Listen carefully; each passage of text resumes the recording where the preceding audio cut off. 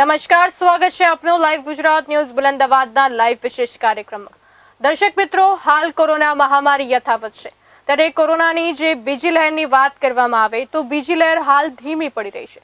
થોડા ઘણા દિવસો પહેલાની જો વાત કરવામાં આવે કોરોનાના કેસોની તો 10,000 થી 15,000 જેટલા કેસ સામે આવી રહ્યા હતા અને તે ખૂબ જ ભયાનક સ્થિતિ હતી। તેમાં હોસ્પિટલો ફૂલ થઈ ગયા હતા, બેડ ફૂલ થઈ ગયા હતા અને એમ્બ્યુલન્સ તો વેટિંગમાં આવતી હતી।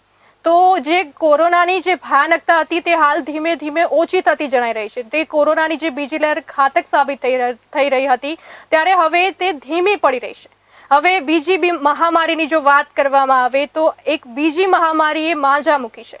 બીજી મહામારીએ માથું ઉચક્યું છે, જેનું નામ છે મ્યુકોરમાઇકોસિસ અને આ મ્યુકોરમાઇકોસિસના કેસ ગુજરાતથી વધારે સામે આવી રહ્યા છે। તો એટલે કે બીજી મહામારીએ માથું ઉચક્યું છે। તો આપણે આજે મુદ્દે ચર્ચા કરવાના છે, જેનું નામ છે મહામારીઓનો વધતો આતંક। તો આપણી સાથે વધુ ચર્ચા માટે જોડાઈ રહ્યા છે પત્રકાર દ્રષ્ટિ ભાવસર। દ્રષ્ટિ, આપનું સ્વાગત છે। જી બરખા, આપનો આભાર।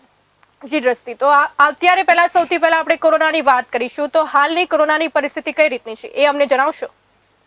બરખા, જે પ્રમાણે આપે વાત કરી કે મહામારીઓનો વધતો આતંક, આજે જે આપણો ટોપિક છે જેની પર આપણે ચર્ચા કરવાના છીએ કે આ મહામારીઓ, એક તો કોરોનાની વાત કરીએ, COVID-19 જે 2019 થી જ એનો પહેલો કેસ સામે આવ્યો હતો અને ત્યારબાદ ધીરે ધીરે ભારતમાં એના કેસીસ વધતા ગયા। આજે 1 વર્ષ ઉપર થઈ ગયું, છતાં પણ જોવા જઈએ તો થોડા ટાઈમ પહેલા કોરોનાની જે બીજી લહેર હતી ખૂબ જ ઘાતક સાબિત થઈ હતી। પરિસ્થિતિ ખૂબ જ વિકટ હતી, ખૂબ જ ખરાબ પરિસ્થિતિ હતી। હોસ્પિટલ્સ ફૂલ થઈ ગયા હતા, બેડ ફૂલ થઈ ગયા હતા। કહેવાય કે એમ્બ્યુલન્સ હતી એ પણ વેટિંગમાં આવતી હતી અને એમ્બ્યુલન્સને ફોન કરવામાં આવતા હતા તો પણ દર્દીઓને 2 થી 3 કલાકની રાહ જોવી પડતી હતી। સાથે સાથે સ્મશાનના જે દ્રશ્યો સામે આવતા હતા ખૂબ જ હૃદયદ્રાવક દ્રશ્યો હતા કે વ્યક્તિનો મરણ પામ્યા બાદ પણ તેના અંતિમ સંસ્કાર માટે પણ 3 થી 4 કલાકનું વેઇટિંગ કરવું પડતું હતું કે કહેવાય ને તો આ ખૂબ જ કહેવાય ને આવી પરિસ્થિતિ ક્યારેય નહીં આવી હોય જે કોરોનાની બીજી લહેરમાં જે પરિસ્થિતિ સામે આવી હતી। પરંતુ જ્યારે હવે વાત કરીએ તો હવે ધીરે ધીરે આ બીજી લહેર જે છે એની અસર હવે ઓછી થતી જઈ રહી છે। સામે વેક્સિનેશનનું કામકાજ પણ એટલા જ પૂરા જોરશોરમાં ચાલી રહ્યું છે દેશમાં। અને જ્યારે વાત કરીએ કોરોનાની મહામારીમાંથી તો હજી આપણે બહાર નીકળ્યા જ નથી, સામે બીજી મહામારી આવી ગઈ છે મ્યુકોરમાઇકોસિસની વાત કરીએ, જેને બ્લેક ફંગસ પણ કહેવામાં આવે છે। આ બ્લેક ફંગસ એવા લોકોને વધારે થાય છે કે જેમને કોરોના થઈ ચૂક્યો હોય અથવા કોરોનાની મહામારી એટલે કે કોરોનાના લીધે બીમાર પડ્યા હોય ને એમાંથી માંડ હજુ સાજા થયા ત્યાં મ્યુકોરમાઇકોસિસના કેસીસ બહુ જ બધા સામે આવ્યા છે। મ્યુકોરમાઇકોસિસની વાત તો આગળ કરીશું, પણ અત્યારે હાલ દેશમાં કોરોનાની જે પરિસ્થિતિ છે એના વિશે અમને જણાવશો? જી બિલકુલ, વાત કરીએ તો છેલ્લા 24 કલાકમાં 2.22 લાખ નવા કેસ સામે આવ્યા છે। 3.2 લાખ લોકો સાજા પણ થયા છે અને નવા કેસ છેલ્લા 38 દિવસમાં સૌથી ઓછા થયા છે। મેં અગાઉ વાત કરી કે દેશમાં કોરોનાની બીજી લહેરની ગતિ ધીમી થવાની શરૂઆત થઈ ચૂકી છે, ત્યારે દેશમાં 2,22,704 લોકો કોરોના પોઝિટિવ મળ્યા હતા છેલ્લા 24 કલાકમાં। છેલ્લા 38 દિવસમાં સૌથી ઓછો આંકડો સામે આવ્યો છે। આ પહેલા 15 એપ્રિલે 2.16 લાખ લોકો કોરોના પોઝિટિવ આવ્યા હતા અને છેલ્લા 24 કલાકમાં 4,452 લોકોના મોત નીપજ્યા છે અને રાહતની વાત છે કે 3,02,083 લોકો સાજા પણ થઈ ચૂક્યા છે। બીજી તરફ દેશમાં કોરોનાને કારણે પોતાના જીવ ગુમાવનાર લોકોની સંખ્યા વિશે વાત કરીએ તો 3 લાખને પાર થઈ ગઈ છે। હવે કોરોનાથી પ્રથમ મૃત્યુ ગત વર્ષે 13 માર્ચે થયું હતું, તેના 14 મહિના પછી 10 દિવસ બાદ મૃત્યુની સંખ્યા 3 લાખ થઈ છે। આ મહામારીને કારણે અત્યાર સુધીમાં કુલ 3,03,751 લોકોએ જીવ ગુમાવ્યો છે। હવે મૃત્યુ આંક અત્યારે અટકી રહ્યો નથી દેશમાં, જે પ્રમાણે કોરોનાની બીજી લહેર અત્યારે ધીમી પડી રહી છે, પરંતુ એ પહેલા કોરોનાની બીજી લહેરે જે આતંક મચાવ્યો હતો, જે ઘાતક ખૂબ જ સાબિત થઈ હતી, ત્યારે પણ મૃત્યુનો આંક હજી ઘટી રહ્યો નથી। દેશમાં કોરોનાની બીજી લહેર નબળી પડી હોવા છતાં મૃત્યુઆંક ઓછો નથી થયો। મે મહિનામાં દરરોજ સરેરાશ 3500ના મોત થયા છે। આ સમગ્ર વિશ્વમાં સૌથી વધુ છે। વિશ્વમાં અત્યાર સુધીમાં માત્ર 2 દેશમાં કોરોનાથી 3 લાખથી વધુ લોકોના મોત નીપજ્યા છે। તેમાંથી અમેરિકા પ્રથમ, બ્રાઝિલ બીજું અને ભારત ત્રીજા સ્થાને આવે છે। હવે 1 મહિના કરતા ઓછા સમયમાં 1 લાખના મોત પણ નીપજી ચૂક્યા છે। ત્યારે હું આપને જણાવી દઉં કે દેશમાં કોરોનાથી થયેલા મૃત્યુની સંખ્યા 1 લાખ સુધી પહોંચવામાં લગભગ 6.5 મહિના લાગ્યા હતા। હવે 1 થી 2 લાખ થવામાં 7 મહિનાનો ઓછો સમય લાગ્યો, જ્યારે 2 થી 3 લાખ મૃત્યુ 1 મહિના કરતા ઓછા સમયમાં થયા હતા. આ બી કહેવાય ને કે આ બાબત બી ચિંતાજનક બાબત હતી. આટલા મૃત્યુ થવા એ કઈ નાની સૂની વાત નથી. ત્યારે દેશમાં કોરોના મહામારીના આંકડા હું તમને જણાવી દઉં. અગાઉ જે પ્રમાણે જણાવ્યા કે છેલ્લા 24 કલાકમાં 2.22 લાખ નવા કેસ નોંધાયા, 3.2 લાખ લોકો સાજા થયા અને નવા કેસ 38 દિવસમાં સૌથી ઓછા સાબિત થયા. હવે વાત કરીએ, આ તો થઈ દેશના આંકડાઓ વિશેની વાત. હવે ગુજરાતમાં કોરોનાના કેસીસના જે આંકડા મળી આવ્યા છે તેની પર હું થોડો પ્રકાશ પાડવા માંગીશ. તો કોરોના મહામારીમાં ગુજરાતને રાજ્યના સ્થાપના દિવસથી જ રાહતની શરૂઆત થઈ ગઈ હતી.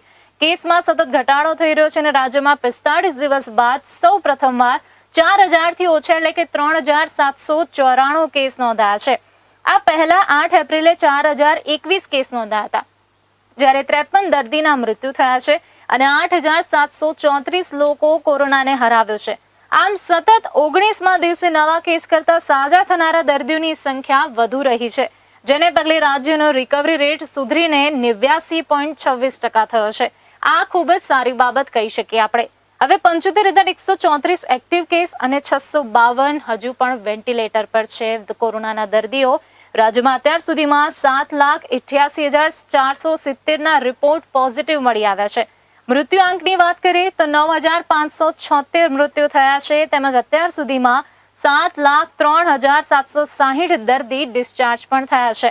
એક્ટિવ કેસની વાત કરીએ તો રાજ્યમાં હાલ 75,134 એક્ટિવ કેસ છે, જેમાંથી 652 દર્દી વેન્ટિલેટર પર છે, જ્યારે 74,482 દર્દીની હાલત સ્થિર છે. હવે ગુજરાત રાજ્યમાં અમદાવાદ અને સુરતમાંથી બહુ બધા કેસીસ કોરોનાના સામે આવ્યા હતા. તો અમદાવાદની વાત કરું તો અમદાવાદમાં કોરોનાના કેસીસમાં અત્યારે સતત ઘટાડો જોવા મળી રહ્યો છે અને શહેર અને જિલ્લામાં છેલ્લા 24 કલાકમાં 569 નવા કેસ નોંધાયા છે, તેમજ 7 દર્દીના મોત થયા છે અને 1880 દર્દી સાજા પણ થયા છે. આમ શહેર અને જિલ્લામાં લગભગ 2 મહિના બાદ પહેલીવાર 600 થી ઓછા કેસીસ નોંધાયા છે. આ પહેલા 25 માર્ચે 558 કેસ નોંધાયા હતા.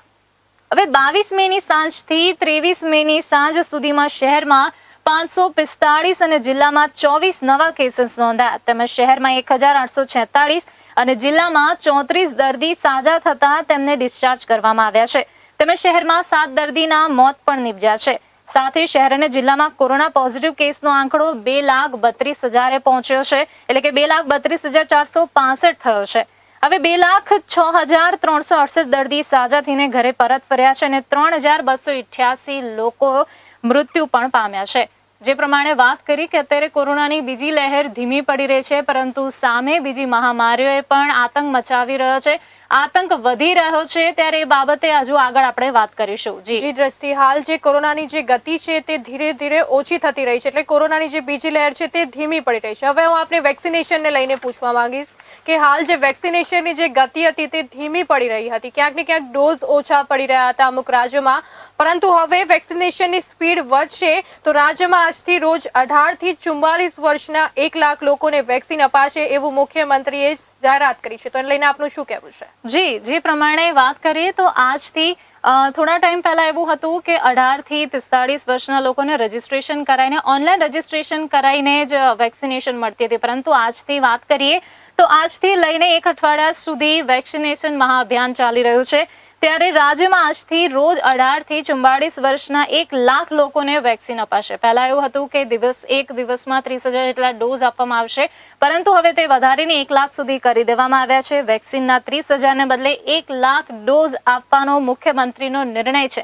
ત્યારે કોવિડ-19 નો ત્રીજો વેવ આવે તે પહેલા જ ગુજરાતના શક્ય એટલા વધુ નાગરિકોનું રસીકરણ થઈ જાય તેવો લક્ષ્યાંક રાજ્ય સરકારનો છે. અત્યારે જે કોરોના મહામારીને અત્યારે નાથવા માટે વેક્સિનેશન જ એક અમોઘ ઉપાય છે. અત્યારે વેક્સિનેશન જ એક ખૂબ જ સરસ ઉપાય છે અને વેક્સિન લીધા પછી આપણે કોરોનાને સારી એવી ફાઇટ આપી શકીશું. કોરોનાને કહેવાય ને કે થોડા ટાઈમમાં મહદઅંશે તેને માત આપી શકીશું. ત્યારે લક્ષ્યાંક પૂરો કરવા રસીકરણમાં ઝડપ લાવવા માટે રાજ્ય સરકારે તારીખ 24 મે થી એટલે કે આજથી સતત 1 સપ્તાહ સુધી 18 થી 44 વય જૂથના દરરોજ 1 લાખ લોકોને રસીના ડોઝ આપવાનો મુખ્યમંત્રી વિજય રૂપાણીએ નિર્ણય લીધો છે. ઉલ્લેખનીય છે કે અત્યાર સુધી આ વય જૂથમાં દરરોજ 30,000 લોકોને ડોઝ આપવામાં આવશે, પરંતુ હવે તેનો વધારીને 1 લાખ સુધીના ડોઝ આપવામાં આવશે. ત્યારે આપણે આગળ વાત કરીએ તો અગાઉ કોરોના વોરિયર્સ અને 45 થી વધુ વયના લોકોનું રસીકરણ હાથ ધરવામાં આવ્યું હતું અને હવે 18 થી 44 વય જૂથના લોકોને રસીના ડોઝ 1 લાખ સુધીના ડોઝ આપવામાં આવશે. વય જૂથમાં યુવાનોની સંખ્યા વધારે હોવાથી રાજ્ય સરકારે 18 થી 44 વય જૂથના લોકોના રસીકરણને વ્યાપક બનાવવા માટે 1 સપ્તાહ સુધી દરરોજ 1 લાખ લોકોનું રસીકરણ કરવાનું નક્કી કર્યું છે અને આ માટેનું સુચારું આયોજન થઈ ગયું હોવાનું આરોગ્ય સચિવ ડોક્ટર જયંતિ રવિએ પણ જણાવ્યું હતું. હવે આરોગ્ય સચિવ જયંતિ રવિએ કહ્યું હતું કે ગુજરાત દેશભરમાં મિલિયન વેક્સિનેશનમાં અગ્રેસર રહ્યું છે અને હવે 18 થી 44 વય જૂથમાં પણ દેશમાં અગ્રેસર રહેવા માટેની પ્રતિબદ્ધતા જયંતિ રવિએ વ્યક્ત કરી છે. એક સપ્તાહ સુધી 1 લાખ ડોઝનું રસીકરણ કરવાનું સૂચવ્યું છે. રાજ્ય પાસે 10 લાખ ડોઝ 45 થી વધુ વયનાને બીજો ડોઝ મળશે. સાથે જ રાજ્ય સરકાર પાસે આશરે 10 લાખ ડોઝનો સ્ટોક છે અને સિનિયર સિટીઝન કે 45 અને તેનાથી વધુ વય ધરાવતા મોટા ભાગના નાગરિકોનો પ્રથમ ડોઝનું રસીકરણ પૂર્ણ થઈ ગયું છે. તેવા નાગરિકોને બીજો ડોઝ આપવાની કામગીરી યથાવત રહેશે. ત્યારે વાત કરીએ તો રાજ્ય પાસે 10 લાખ ડોઝ 45 થી અપ જે 45 વર્ષથી ઉપરના લોકો છે તેમને આપવામાં આવશે. અમદાવાદની વાત કરીએ તો અત્યારે કે સમગ્ર ગુજરાતની જ વાત કરીએ ને અને સમગ્ર દેશની પણ વાત કરીએ તો અત્યારે દેશમાં મોટા ભાગના લોકોનું વેક્સિનેશન થઈ ચૂક્યું છે અને પહેલા ડોઝની વાત કરીએ તો પહેલા ડોઝનું પણ વેક્સિનેશન મોટા ભાગે થઈ ગયું છે. હવે બીજા ડોઝની કામગીરી પણ આગળ ચાલી રહી છે અને જેને પહેલો ડોઝ હજુ બાકી છે તેમને પણ આ 1 સપ્તાહમાં કહેવાય ને કે જે યુવાનો છે 18 વર્ષથી 45 વર્ષની વયના વચ્ચેના લોકો છે તેમને વેક્સિનેશન આપવાનું કામકાજ પૂરા જોશમાં ચાલી રહ્યું છે અને 1 સપ્તાહ સુધી બને એટલા લોકોને વેક્સિનેશન આપવાનું કાર્ય ચાલશે. જી દ્રષ્ટિ, તો આ કોરોના મહામારીને કારણે લોકોને ઘણું બધું સહન કરવું પડ્યું હતું અને લોકોને ઘણું બધું જોવું પડ્યું હતું. તો આ કોરોના મહામારી ક્યાંક ને ક્યાંક હવે ધીમી પડી રહી છે. તો દર્શક મિત્રો, આ મુદ્દે હજુ ચર્ચા કરવાની છે, પરંતુ કાર્યક્રમમાં સમય થયો છે વિરામનો.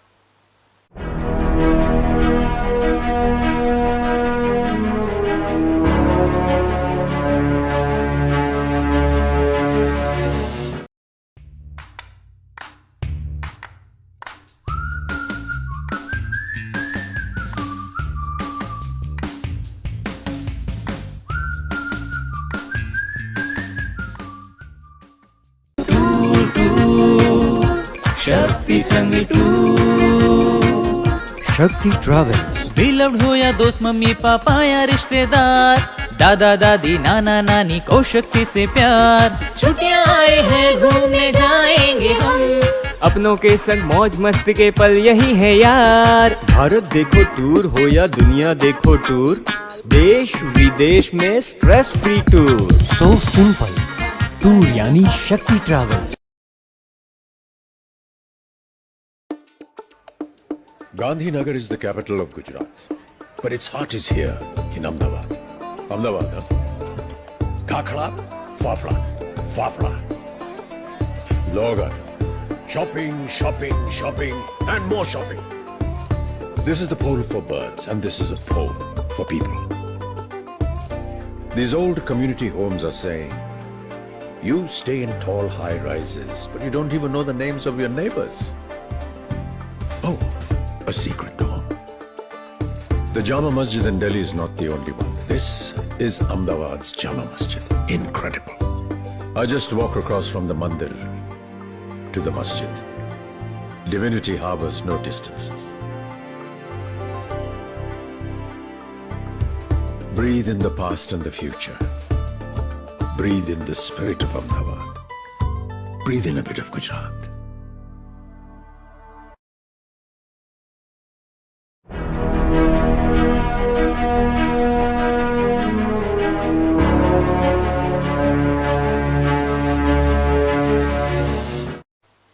વિરામ બાદ કાર્યક્રમમાં આપ સૌનું સ્વાગત છે. તો દર્શક મિત્રો, આપણે આજે વાત કરી રહ્યા છીએ મહામારીઓનો વધતો આતંક.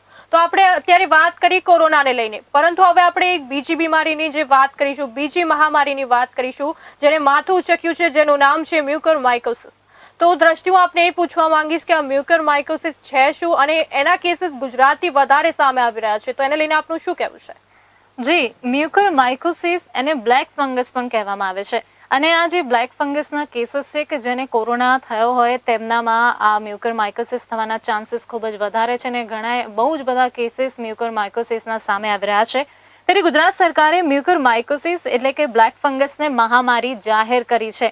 મુખ્યમંત્રી રૂપાણીના વડપણ હેઠળ મળેલી કોર કમિટીની બેઠકમાં એપિડેમિક ડિસીઝ એક્ટ 1897 હેઠળ આ બ્લેક ફંગસને મહામારી જાહેર કરવાનો નિર્ણય લેવાયો હતો. એટલે કે કેન્દ્ર સરકારના આરોગ્ય મંત્રાલય દ્વારા જારી કરવામાં આવેલી ગાઈડલાઈન અનુસાર કોરોના દર્દીઓમાં બ્લેક ફંગસનું નિદાન અને સારવાર કરવામાં આવશે અને ENT એસોસિએશનના અંદાજ પ્રમાણે રાજ્યમાં બ્લેક ફંગસના 5000થી વધુ કેસીસ આવ્યા છે, જ્યારે માત્ર અમદાવાદ, રાજકોટ, સુરત અને વડોદરામાં 3000થી વધારે કેસો સામે આવ્યા છે અને માત્ર અમદાવાદમાં જ અંદાજે 1000થી પણ વધુ કેસીસ સામે આવ્યા છે. હવે મ્યુકરમાઇકોસિસ કોને થઈ શકે? તો ડાયાબિટીસ જેને હોય તેવા કોરોના તથા ડાયાબિટીસ એટલે કે જે દર્દીને ડાયાબિટીસ હોય અને સાથે સાથે કોરોના પણ હોય તેમજ રોગ પ્રતિકારક શક્તિ ઓછી હોય તેવા પ્રકારના દર્દીઓને નાકમાં બ્લેક ફંગસનું ઇન્ફેક્શન થઈ શકે છે. એટલે કે મ્યુકરમાઇકોસિસ એટલે કે બ્લેક ફંગસ એટલે કે શું કહેવાય કે જે કોરોના દર્દીઓને જે ઓક્સિજનનું માસ્ક પહેરાવવામાં આવે છે એટલે એના કારણે વ્યક્તિને ઘણા ટાઈમ સુધી મોં પર માસ્ક પહેરેલું હોય છે, જેના કારણે એર સર્ક્યુલેશન રહેતી નથી, પરસેવો થાય કે જે બી અંદર જે બધા બેક્ટેરિયા ભેગા થતા હોય છે ત્યારે તેના કારણે ફંગસ પેદા થતું હોય છે અને જ્યારે જે વ્યક્તિને કોરોના થયો હોય તેની રોગ પ્રતિકારક શક્તિ ઓલરેડી ઓછી હોય છે અને સાથે સાથે બીજા બેક્ટેરિયા પણ એને ઇફેક્ટ કરતા હોય છે, જેના કારણે બ્લેક ફંગસ થવાનું રીઝન કોરોનાના દર્દીઓને વધારે છે. ડાયાબિટીસ જેને હોય કે જેને ઓલરેડી કોરોના સિવાય બીજી ઘણી એવી મેજર બીમારી શરીરમાં હોય છે ત્યારે તેને આ બીમારી થવાના ચાન્સીસ વધુ રહેતા હોય છે. એના લક્ષણો છે કે વારંવાર શરદી થવી, નાક બંધ થઈ જવું, શ્વાસ લેવામાં તકલીફ પડવી તેમજ નાકમાંથી દુર્ગંધ આવવી, નાકની આસપાસ સોજો આવવો જેવા લક્ષણો મ્યુકરમાઇકોસિસના હોઈ શકે છે. હવે આની સારવાર કેવી રીતે થાય? તો દર્દીના બાયોપ્સી રિપોર્ટને આધારે ફંગસ આંખ, મગજ તેમજ અન્ય કયા ભાગમાં કેટલી ફેલાયેલી છે તે ચકાસીને નિદાન કરવામાં આવે છે. તેમજ MRI દ્વારા ફંગસની જડ સુધી પહોંચવાના પ્રયત્ન થાય છે. એને આધારે સર્જરી થાય છે. બ્લેક ફંગસના દર્દીને એમ્ફોટેરિસિન B ઇન્જેક્શન 15 થી 21 દિવસ સુધી અપાય છે. હવે દૂરબીન દ્વારા નાક વાટે પણ ફંગલ દૂર કરાય છે. હવે ફૂગ વાતાવરણમાં પહેલેથી જ છે ને શરીરનું નબળું પડતા તે સંક્રમણ વધી રહ્યું છે. અગાઉ વર્ષે જે 5 કેસ માંડ આવતા હતા હવે અચાનક કેસ વધ્યા છે અને વાતાવરણમાં પહેલેથી જ મ્યુકરની ફૂગ છે તેવું કહેવું છે. કોરોનાને કારણે શરીર નબળું પડતા આનું સંક્રમણ વધ્યું છે. ત્યારે એમ્ફોટેરિસિન ઇન્જેક્શનના 60 ડોઝ પ્રતિ દર્દીને જરૂરી છે અને તે અત્યારે મંગાવવામાં પણ આવ્યા છે. કેન્દ્ર દ્વારા ગુજરાતને 19,000 એમ્ફોટેરિસિન B ઇન્જેક્શન મોકલ્યા હતા. સરકારે ખાનગી કંપનીઓ પાસેથી 3 કરોડમાં 5,000 ઇન્જેક્શન્સ મંગાવ્યા હતા અને દર્દી દીઠ 60 ડોઝ જરૂરી છે. એટલે આના પરથી આપણે અંદાજો લગાવી શકીએ છીએ કે આ મ્યુકરમાઇકોસિસની જે મહામારી જાહેર કરી છે, મહામારી ક્યારે જાહેર કરવી પડે કે જ્યારે આ વાયરસનો આ જે ફંગસ છે એ ફંગસનો વધારે આતંક વધી રહ્યો હોય, તેના કેસીસ વધારે સામે આવી રહ્યા હોય, તેનું સંક્રમણ વધી રહ્યું હોય ત્યારે મહામારી જાહેર કરવામાં આવે છે. એટલે આપણે આના પરથી અંદાજો લગાવી શકીએ કે આ મ્યુકરમાઇકોસિસ જે છે બ્લેક ફંગસ છે એ પણ એટલું જ ઘાતક સાબિત થઈ રહ્યું છે. એટલે હું તો દરેકને એક જ અપીલ કરવા માંગુ છું કે બને એટલી સાવચેતી રાખો, બને એટલી ઇમ્યુનિટી બૂસ્ટ થાય એવી વસ્તુઓ ખાઓ. એવું કહેવાય કે વિટામિન C વાળી વસ્તુઓ ડ્રિંક કરો કે જેનું લીંબુનું શરબત છે કે વિટામિન C મળતું જેટલું પણ લિક્વિડ છે તે પીવો, પૌષ્ટિક આહાર ખાઓ જેથી કરીને તમે કોઈ પણ બીમારી હોય તેને સામે લડી શકો, તેને ફાઇટ આપી શકો. જી બરખા. જી દ્રષ્ટિ, તો આ મ્યુકરમાઇકોસિસનો કેર અત્યારે વધી રહ્યો છે તો આ તો કેસ આવી જ રહ્યા છે, સાથે સાથે વ્હાઇટ ફંગસના કેસ સામે આવી રહ્યા છે અને આજે તો યલો ફંગસનો બી કેસ સામે આવ્યો હતો. તો આ લોકોમાં તફાવત શું છે? હવે જે પ્રમાણે બ્લેક ફંગસ છે મ્યુકરમાઇકોસિસ સામે હવે અત્યારે બીજો વ્હાઇટ ફંગસના કેસીસ પણ આવી રહ્યા છે. વ્હાઇટ ફંગસને એટલા કેસ સામે નથી, એટલા બધા બી હજુ કેસ નથી વધ્યા, પરંતુ જેટલા પણ કેસીસ સામે આવ્યા છે એ પણ એટલા જ ઘાતક સાબિત થઈ રહ્યા છે. કહેવાય છે કે બ્લેક ફંગસ કરતાં પણ વધારે ખતરનાક વ્હાઇટ ફંગસ છે.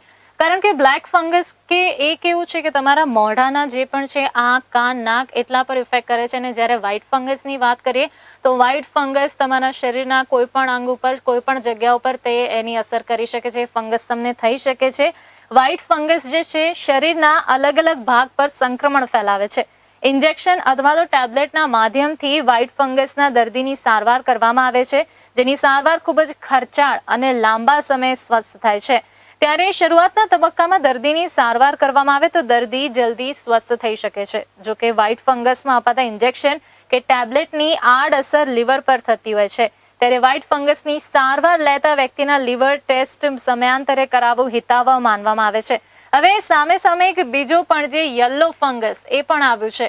બ્લેક ફંગસ તો ચાલી રહ્યો હતો, જે મહામારી જેને જાહેર કરી, અને એ પછી વ્હાઇટ ફંગસ આવ્યું અને હવે યલો ફંગસ આવ્યું છે.